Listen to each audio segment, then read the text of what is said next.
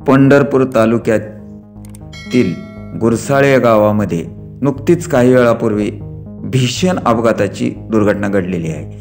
अशाच प्रकारच्या नवीन बातम्या व ताज्या अपडेट मिळवण्यासाठी आपण ATN मराठीला अजूनपर्यंत सबस्क्राईब केले नसेल तर सबस्क्राईब करावे। घटनेची सविस्तर माहिती अशी की पंढरपूर तालुक्यातील गुरसाळे गावाजवळ भीषण अपघाताची घटना घडली आहे।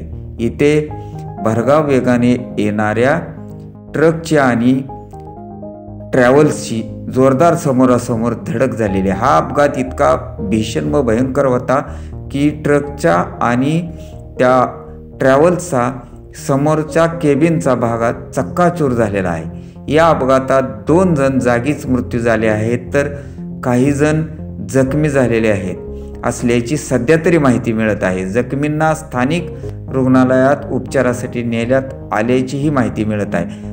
आज काही वेळापूर्वी सकाळी गुरसाळे गावाजवळ हा अपघात घडला।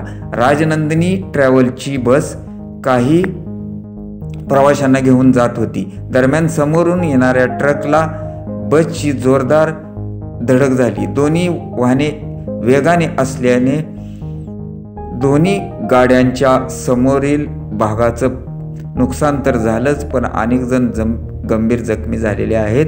यात 2 जणांचा जागीच मृत्यू झाला असल्याची माहिती मिळत आहे।